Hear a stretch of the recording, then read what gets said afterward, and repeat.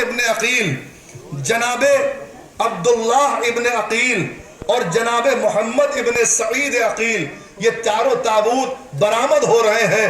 آپ ان کی زیارت کریں گے. عزیزوں کیا بہادر افراد تھے. بعض تواریخ میں لکھا ہے جو تابوت سب سے آگے آپ جس کی زیارت کر رہے ہیں یہ جناب جعفر ابن عقیل کا ہے، جن کے لیے تاریخ میں ملتا ہے کہ تقریباً 1800 افراد کو واصل جہنم کیا ہے، اور اس کے بعد جام شہادت نوش فرمایا ہے. بشیر ابن خوت نے آپ کے اوپر ایک شدید ضرب لگائی جس سے آپ تیورا کر زمین پر آ جاتے ہیں اور آنے کے بعد جام شہادت نوش فرما لیتے ہیں. دوسرا تابوت جس کی زیارت آپ کریں گے جو جناب جعفر ابن عقیل کے تابوت کے پیچھے ہے وہ جناب عبد الرحمن ابن عقیل کا ہے. یہ بھی بے انتہا بہادر تھے.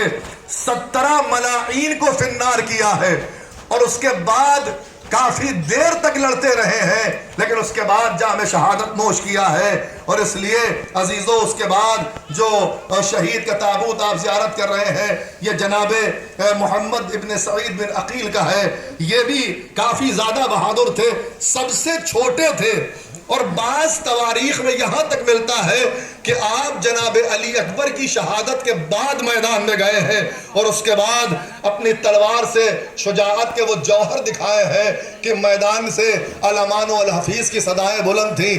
لوگ الامان الامان کر رہے تھے اور یہ بڑھ بڑھ کر حملے کرتے چلے جا رہے تھے. یہاں تک کہ وہ وقت بھی آتا ہے کہ جب نفیس ابن یاسی نے ایک ایسا حملہ کیا، ایک ایسی ضرب لگائی ہے کہ پھر آپ تیورا کر زمین پر گر پڑتے ہیں اور اس کے بعد مولا کو آواز دیتے ہیں. امام حسین میدان میں آتے ہیں اور آنے کے بعد ان کے لاشوں کو لے جا کے گنج شہیدہ میں لٹا دیتے ہیں. عزیزو آج حسین ان سب کے لاشوں کو گنج شہیدہ میں لٹا رہے ہیں، لیکن ایک وقت وہ آئے گا کہ جب حسین کا لاشا اٹھانے والا کوئی نہ ہوگا. ایک دکھیاری ماں ہوگی جو آواز دے رہی ہوگی، اے لئینو میرے بچے نے کیا خطا کی ہے، میں نے چکی پیس کے پالا تھا، یہ میرا پیارا بیٹا ہے، اس کا سر جدا نہ کرو. لیکن کوئی نہیں سنے گا. حسین کا سر تن سے جدا کر دیا جائے گا. اور عزیزو اب وہ تابوت آئیں گے. ہر ماں اپنے بچوں کو اپنے پاس قریب سے قریب تر کرتی ہے، لیکن کربلا کی یہ دلیر مائیں ہیں جو بڑھ بڑھ کر اپنے بچوں کو حسین پر قربان کر رہی تھیں. اب جن بچوں کا تابوت آئے گا ان کی ماں کوئی اور نہیں ہے بلکہ علی کی شیر دل بیٹی جناب زینب ہے. تاریخ میں ملتا ہے کہ جب چھوٹے چھوٹے بچے ماں کے قریب آتے ہیں تو ماں ہمیشہ بچوں کو پیار سے دیکھتی ہے، لیکن آج زینب نے اپنے بچوں کو پیار سے نہیں دیکھا ہے.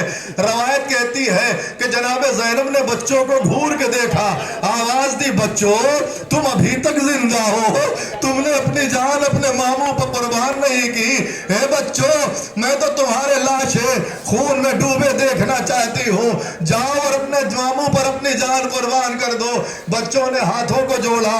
اے مادر گرامی ہم صبح سے کئی بار ماموں کے پاس جا چکے ہیں لیکن آقا حسین ہمیں اجازت نہیں دے رہے ہیں. بس ایک مرتبہ زینب نے دونوں بچوں کے ہاتھوں کو پکڑا. ننھے بچے ماں کے ساتھ چلتے ہوئے تیز قدم حسین کے پاس آتے ہیں.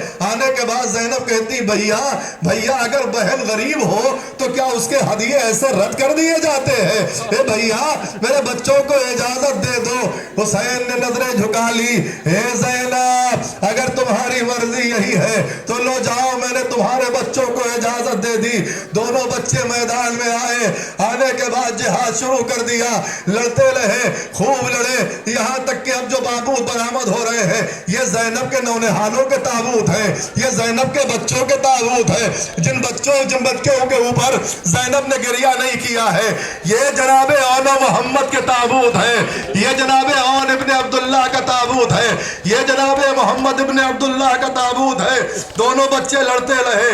30 سوار اور 18 پیادوں کو واصل جہنم کیا. پیاس سے بے قرار ہوئے، لڑتے لڑتے دریا پر جانا چاہتے تھے کہ ایک مرتبہ بڑے بھائی نے چھوٹے بھائی سے کہا اے بھیا دریا پہ نہ جانا، اماں نے منع کیا تھا، کہیں ایسا نہ ہو کہ اماں کو پتہ چل جائے. اماں نے کہا تھا کہ اگر دریا پہ جاؤ گے تو دودھ نہ بخشوں گی۔ میں بھیا دریا سے دور ہٹ جاؤ، بس مڑنا تھا کہ ملائین نے وہ ضرب لگائی کہ دونوں بچے تیورا کے زمین پر گر پڑے۔ دونوں بھائیوں کے لاشوں کو روایت کہتی کہ ایک کا لاشا عباس نے اٹھایا، ایک کا لاشا حسین نے اٹھایا، لا کے گنج شہیدہ میں نہیں، سب سے پہلے خیمے میں لائے، لانے کے بعد لاشے کو رکھا۔ جناب رباب جناب کلثوم زینب کے پاس گئی، اے بی بی چلو بچوں کی لاشیں آئی ہے۔ زینب نے منع کیا، مجھے نہ لے چلو، کہیں ایسا نہ ہو کہ مامتا امٹ پڑے، میری آنکھوں سے آنسو نکل آئے، میرے بھائیا کو برا نہ لگ جائے، میں نہیں جاؤں گی۔ سب لوگوں نے منع کر جناب زینب کو لاشوں کے پاس لائی۔ اب ماں تھی، بے قرار ہو کے ایک مرتبہ لاشوں کے درمیان سجدے کیے۔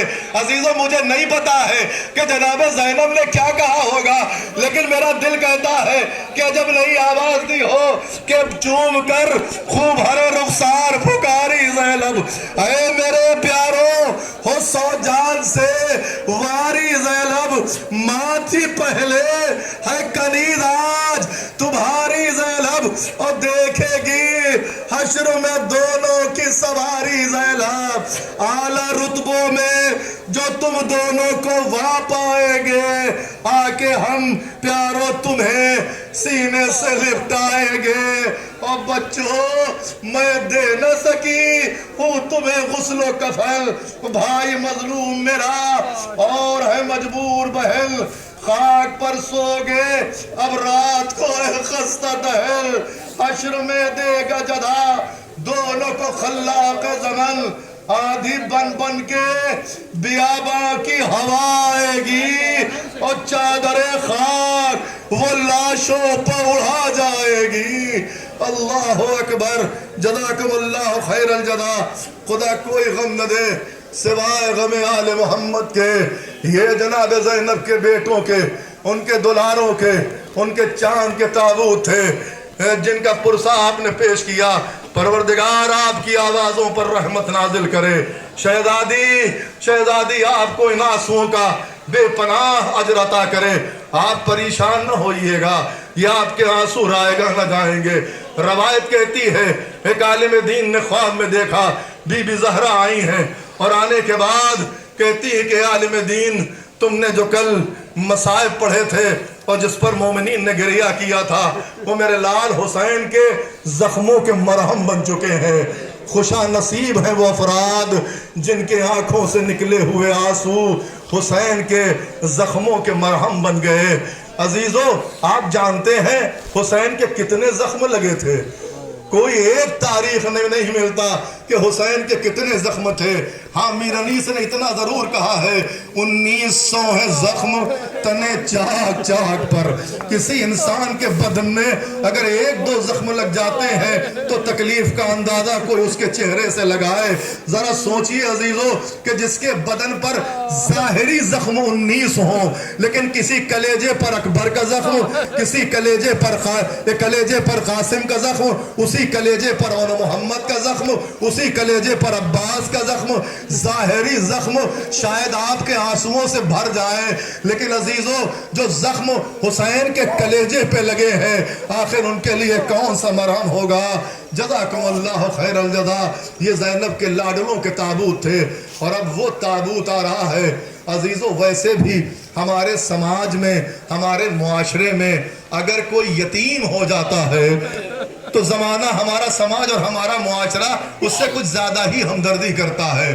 کیوں؟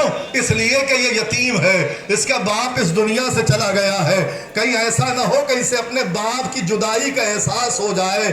کربلا میں ایک یتیم بھی تھا لیکن تاریخ میں ملتا ہے کہ اس کے اوپر کسی نے رحم نہ کھایا۔ یہ کون؟ یہ جناب امام حسن کے بیٹے۔ تاریخ میں ملتا ہے کہ جس وقت امام حسین جناب قاسم کو خیمے سے جدا کرنے لگتے ہیں تو جناب قاسم کو ایک باریک سا پیراہن پہناتے ہیں اور پہنانے کے بعد جناب قاسم کے گلوے مبارک کو چاک کر دیتے ہیں۔ उस वक्त अरब में रस्म ये थी कि अगर किसी का गरीबान चाक कर दिया जाता था तो लोग समझ जाते थे कि ये यतीम है, इसलिए उसके बाद उस पर कोई जुल्म नहीं करता था। अल्लाह अकबर, यतीम हसन पर मैदान में क्या कयामत आ गई है, इसका अंदाजा कोई जनाब कासिम के बाद कासिम से लगाए। जनाब कासिम इजाजत लेकर चचा से मैदान में आते हैं, हमले शुरू कर देते हैं।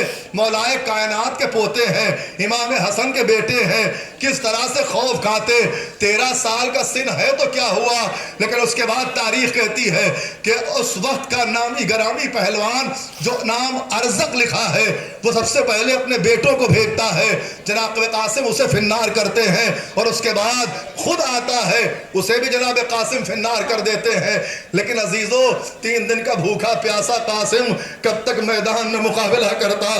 तारीख में लिखा है कि काफी ज्यादा हमले किए, प्यास का गलबा हुआ, प्यास का गलबा हुआ और उसके बाद जालिम ने एक ऐसा तबर लगाया कि जिससे कासिम ताब न लाकर जमीन करबला पर गिर जाते हैं और उसके बाद आवाज देते हैं, ए चचा हमारी मदद को आइए, लीजिए जनाब कासिम का ताबूत बरामद हो रहा है। बस अजीजों, इधर जनाब कासिम ने अपने चचा को आवाज दी, उधर से जनाब अब्बास और जनाब कासिम साथ साथ चले। और जनाब कासिम ही का ताबूत नहीं है बल्कि आपके छोटे भाई जनाब अब्दुल्ला इब्ने हसन का ताबूत भी बरामद हो रहा है, आप इनकी भी ज़ियारत कर रहे हैं। जनाब कासिम जिस वक्त ज़मीन करबला पर तशरीफ लाते हैं, जनाब इमाम हुसैन आगे बढ़ते हैं, इधर मलाइन खौफ से जब भागने लगते हैं तो जनाब कासिम का बदन पामाल हो जाता है। इमाम हुसैन अपने भतीजे की लाश के टुकड़े अबा के दामन में उठाए हुए खैमे में लाते हैं, लाने के बाद खैमे में लिटा देते हैं। माँ कासिम की लाश के करीब आके बैठ जाती है और आने के बाद बयान शुरू कर देती है, आवाज देती है कि जानती हूँ कि बहुत दिल मेरे घबराएगा और गमे फुरकत तेरा दिल को मेरे बरमाएगा। कैद में मुझको मेरा चांद जो याद आएगा और खून दिल आंखों से चेहरे पर उतर आएगा। सुरखरू होके तेरी लाश पे गिरिया तो हूँ और गर्चे साबिर हूँ मेरे लाल, मगर माँ तो हूँ, कैसे बर्दाश्त किया होगा। और अजीजों, जनाब अब्दुल्ला इब्ने हसन 11 साल का सिन है, ताबूत आपने ज़ियारत की है। जिस वक्त इमाम हुसैन अनकरीब शहीद होने वाले हैं कि उस वक्त आप खैमे से बाहर आते हैं, आने के बाद हमला करते हैं मलाइन के ऊपर और उसके बाद तकरीबन 10 से 11 अफराद को वासिले जहन्नम करते हैं। और उसके बाद जिस वक्त इमाम हुसैन के गर्दन पर छुरी चलने वाली थी कि जब आपको कुछ समझ में नहीं आता है तो आप अपने दोनों हाथ आगे कर देते हैं, जालिम एक तलवार मारता है। खुद इमाम हुसैन के वजूदे मुबारक पर भतीजे के हाथ कट के गिरते हैं। आप सोचिए कितना सख्त मरहला है इमाम हुसैन अलैहिस्सलातु वस्सलाम के लिए कि उसके बाद अब इमाम हुसैन की शहादत हो जाती है। खैमे में सुनानी जनाब अब्दुल्ला और जनाब कासिम की लाशों को खुद इमाम हुसैन पहुंचाते हैं। बस अजीजों, ताबूत की ज़ियारत आप कर रहे हैं, यकीनन कोई भी आपकी इस मशक्क़त, इस ज़हमत का शुक्रिया अदा नहीं कर सकता। अगर कोई है तो मासूम अलमियान है जो आपको इसकी जेपनाह जज़ा देंगी। बस अजीजों, अब जिस शहीद का ताबूत बरामद होने जा रहा है ये मौलाए कायनात के बेटे हैं, जनाब मोहम्मद हनफिया के भाई हैं।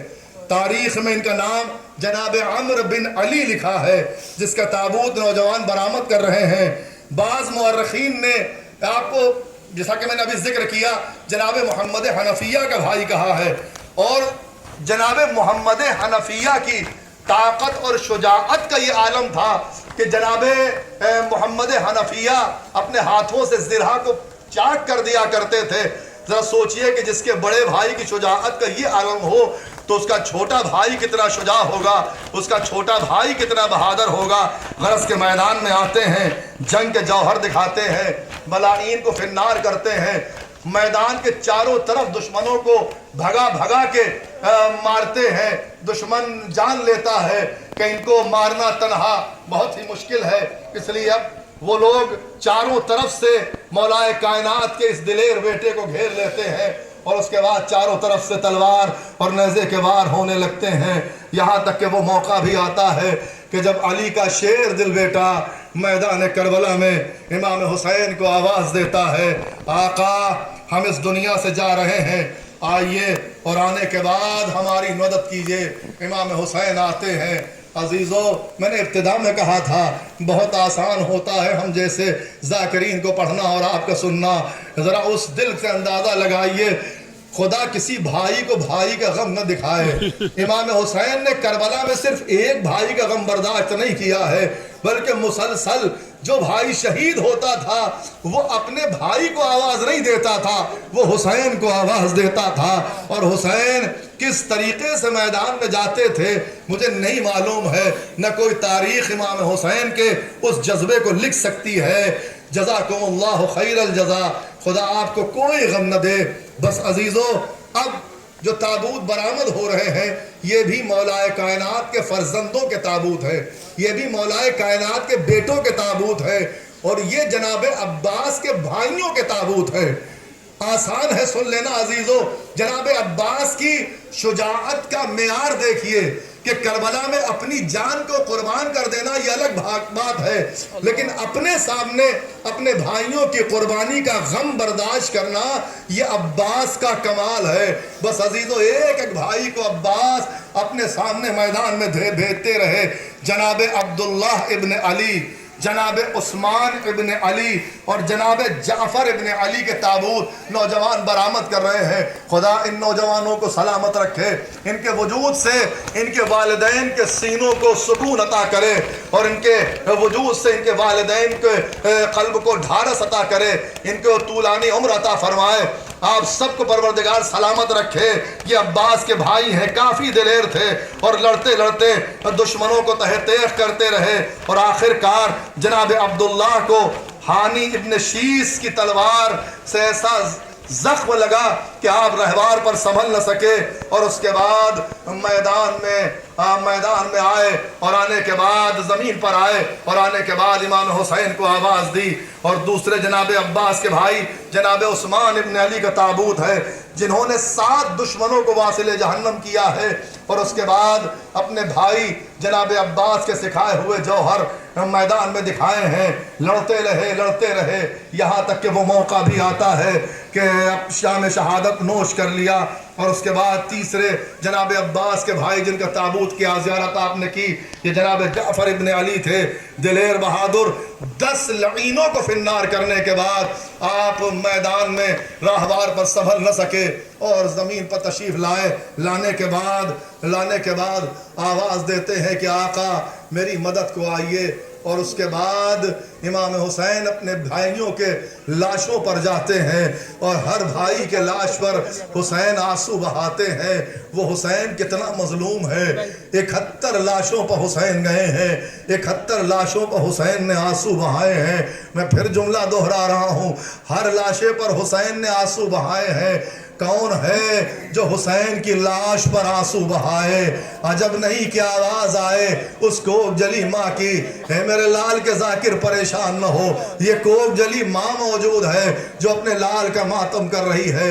اور عزیزو، اب کوئی شبیہ اس وقت زیارت کے لیے برآمد نہیں ہوگی، بلکہ آپ کو یاد ہوگا کہ جس وقت عباس خیمے سے چلنے لگے تھے اس وقت جناب سکینہ دوڑ کر عباس کی آغوش میں آئی تھی، اور آنے کے بعد کہا تھا چچا آپ کو سکینہ کی پیاس کا اندازہ نہیں ہے. اے چچا، کیا آپ کو سکینہ کے پپڑائے ہوئے ہونٹ نہیں دکھائی دے رہے ہیں؟ اے چچا، کیا آپ کو سکینہ کے سوکھے ہوئے رخسار نہیں دکھائی دے رہے ہیں؟ اے چچا، آپ تو سکینہ کو بڑا پیار کرتے تھے. اے چچا، آپ تو سکینہ کو آغوش میں اٹھاتے تھے. چچا، پیاس مجھے بارے ڈال رہی ہے. بھئی اتنا سننا تھا. چچا نے بھتیجی کو آغوش میں لیا، پیار کیا، آواز دی. اب میں اس وقت تک میدان میں نہیں جاؤں گا جب تک تو اپنا مشکیزہ لا کے میرے علم میں نہیں باندھو گی. میں تمہارے لیے پانی کی سبیل کروں گا. ابھی چھوٹے چھوٹے چھوٹے بچے عباس کا ماتم کرتے ہوئے آئیں گے. یہ بچے شاید انہی جناب سکینہ کے ساتھ ان بچوں کی یاد دلا رہے ہیں کہ جس وقت جناب عباس جب خیمے سے نکلنے لگے تھے تو ان تمام بچوں نے جناب عباس کو گھیر لیا تھا اور گھیرنے کے بعد کہا تھا کہ ہمارے لیے پانی کی سبیل کر دیجئے، پانی کی سبیل کر دیجئے. اور اس کے بعد اب یہ چھوٹے چھوٹے بچے ہاتھوں میں خالی کوزہ لیے ہوئے العطش العطش کی صدائیں دیتے ہوئے العطش العطش کی صدائیں دیتے ہوئے عباس کو خیمے تک رخصت کرنے کے لیے آئے تھے. یہ چھوٹے چھوٹے بچے آج شاید اسی منظر کی یاد دہانی کرا رہے ہیں، آج شاید اسی منظر کشی کر رہے ہیں کہ جس وقت سکینہ نے اپنے چچا کے سامنے وہ چھوٹے چھوٹے کوزے، وہ چھوٹے چھوٹے ساغر، وہ چھوٹے چھوٹے جام پیش کیے تھے اور آواز دی تھی، اے چچا ہم پیاسے ہیں. لیکن عزیزو، جس وقت عباس کی شہادت کے بعد امام حسین علم خیمے مبارک میں لے کے آئے تھے تو تاریخ کہتی ہے کہ جب تک علم دور سے دکھائی ہوتا دیتا رہا سکینہ بچوں کو ڈھارس دیتی رہی. لیکن جیسے ہی علم نزدیک آیا اور علم کے اوپر خون کے چھینٹے دکھائی دیے تو ان تمام بچوں نے اپنے اپنے ساغر، اپنے اپنے کوزے زمین پر پٹک دیے، آواز دی، اے عباس، اے چچا، اے امو، آپ کی شہادت کے بعد اب مجھے پانی نہ چاہیے. اگر مجھے معلوم ہوتا کہ آپ پانی لینے جائیں گے اور آپ شہید ہو جائیں گے تو میں کبھی آپ کو پانی لینے کے لیے نہ بھیجتی. اور عزیزو، اب تک آپ نے تابوت کی زیارت کی ہے، شبیہ تابوت کی زیارت کی ہے. تابوت ان کے اٹھتے ہیں جن کی لاشیں اٹھتی ہیں، تابوت ان کے اٹھتے ہیں جن کی میت حسین نے اٹھائی تھی. اب عزیزو بتاؤ، انصاف کرو، فیصلہ کرو کہ جس کی میت ہی نہ اٹھی ہو، جس کا لاشا نہ اٹھا ہو، اس کا آخر کیسے یاد کیا جائے. بس عزیزو، شاید حسین نے اسی لیے عباس کا علم اٹھایا تھا. تاریخ کہتی ہے کہ جس وقت عباس خیمے میں اجازت لینے کے لیے آئے ہیں اور لینے کے بعد عباس میدان میں آئے ہیں، میدان میں جو جہاد کیا ہے، الامان والحفیظ کی صدائیں آئی ہیں، تقریباً 920 افراد کو واصل جہنم کیا ہے. اور جس وقت جناب عباس میدان میں آئے اور کسی طریقے سے ظالمین کا زور نہ چل رہا تھا تو اس وقت ایک ملعون تھا جس کا نام مارد تھا، جو اپنے کپڑے پھاڑتا ہوا آیا ہے اور آنے کے بعد شمر سے کہتا ہے کہ کیا اس طریقے سے حملے کر رہے ہو؟ اگر ساری فوج مل کر ایک ایک مٹھی خاک بھی عباس پر ڈالے گی تو عباس مٹی کے نیچے دب جائیں گے. شمر جانتا تھا کہ عباس کی حیثیت کیا ہے، عباس کی شجاعت کیا ہے.